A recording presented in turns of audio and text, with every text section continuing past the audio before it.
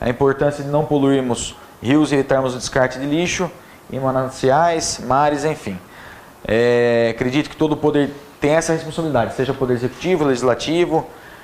Então, nós da Câmara Municipal, eu hoje tenho a oportunidade de estar presidindo a Câmara, então a gente vem implementando algumas práticas aqui na Câmara.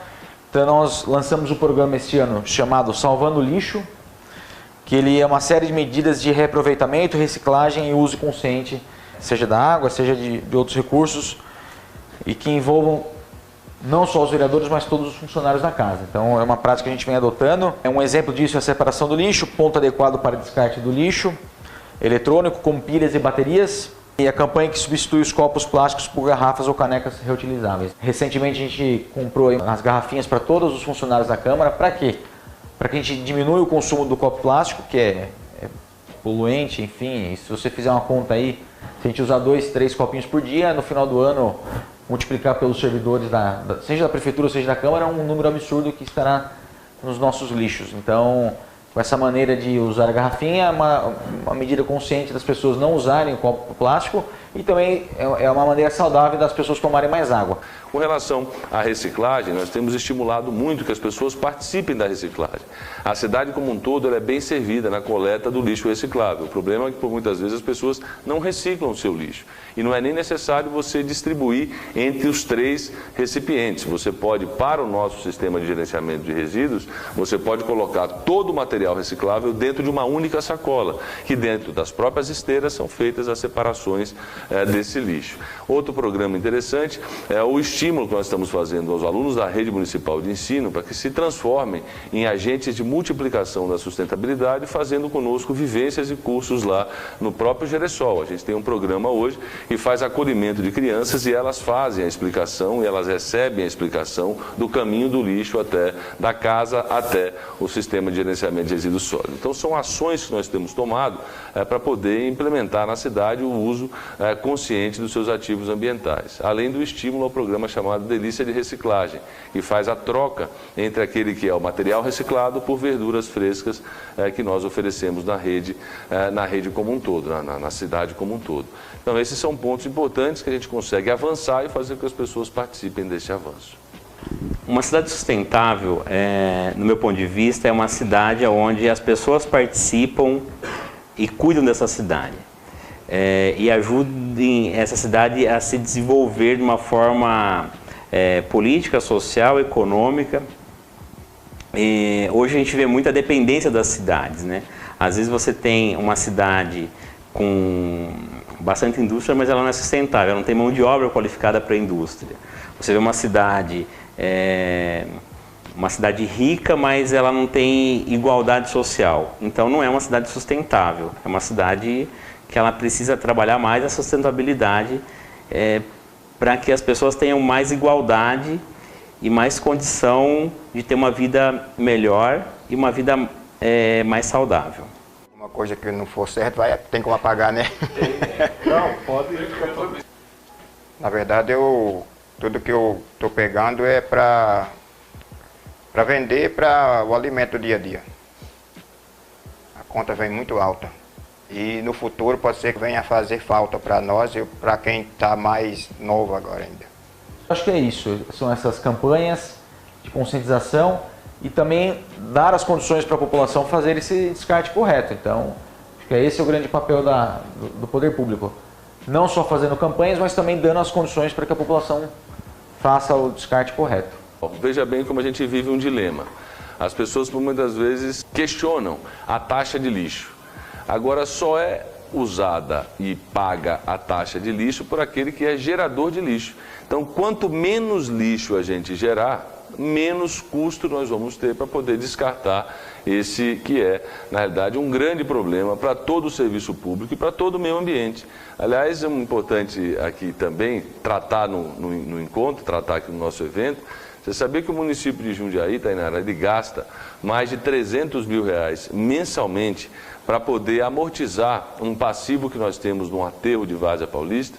Então a cidade depositou anos lixo em Várzea Paulista, num aterro que está ali localizado.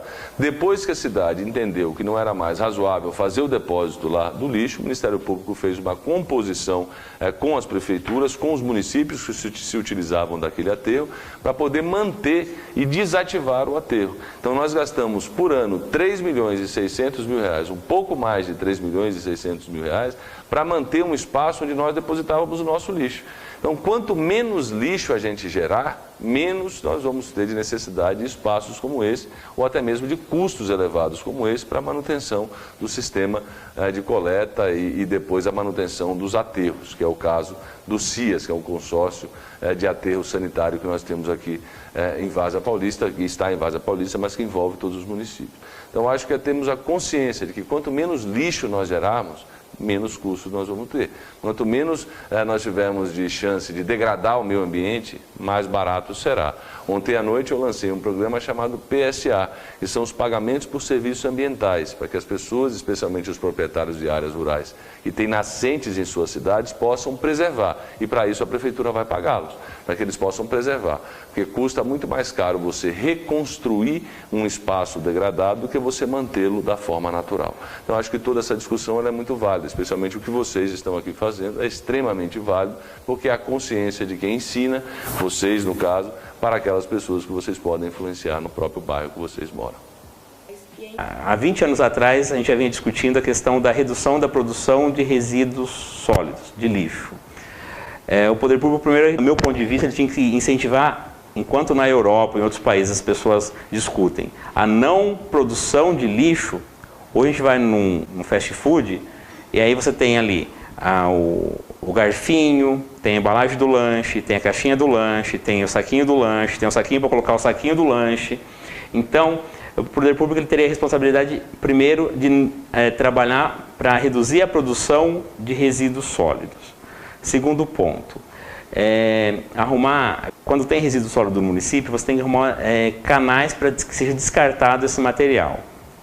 Os ecopontos, a coleta seletiva é um dos caminhos. Então nós temos a coleta de lixo orgânico em alguns bairros, segunda, quarta e sexta, em outros material reciclável, na terça e na quinta, na terça e no sábado, e na quinta-feira recolhe móveis, essas coisas todas. Então o poder público tem como, ele regulamenta tudo isso, ele organiza isso e trabalha a conscientização das pessoas. Olha, de segunda, quarta e sexta, explica para as pessoas como funciona. Então ele tem essa responsabilidade. Eu acho que também passa muito por isso, né? Eu acho que é um conjunto dessas ações, através da conscientização, através de leis, mas leis que sejam coerentes, leis que sejam aplicáveis, e não ficar um monte de lei que muitas vezes não dá efeito. Que nem nós, o Poder Legislativo, nós temos esse papel de fazermos boas leis, mas também a gente tem uma limitação, porque a gente não pode fazer leis, por exemplo, que infringam a obrigação do Executivo, que é da Prefeitura. Então a gente acaba ficando um pouco limitado, mas eu acho que é basicamente isso. São boas leis, as condições que a Prefeitura vai dar para a população e essa conscientização geral. Através da conscientização. A reciclagem é extremamente importante, o município mantém esse serviço exatamente para que as pessoas possam ter a responsabilidade de fazer o uso racional e depois fazer a separação desse lixo e entregar para que a prefeitura colete. Então acho que nós precisamos, enquanto munícipes, entender claramente qual é o nosso papel no desenvolvimento. A gente sempre reputa ao serviço público a obrigação, a gente sempre reputa aos políticos de uma forma geral a atuação, enquanto nós somos os verdadeiros agentes de transformação da nossa comunidade. Nós somos os agentes que transformamos a nossa comunidade. Então todos nós temos uma responsabilidade enorme em fazer com que a cidade avance dentro dos princípios de sustentabilidade que você mesmo citou. O processo eu só faço meio para vender e tem o pessoal que vem pegar e a utilidade mesmo é meio de sobreviver.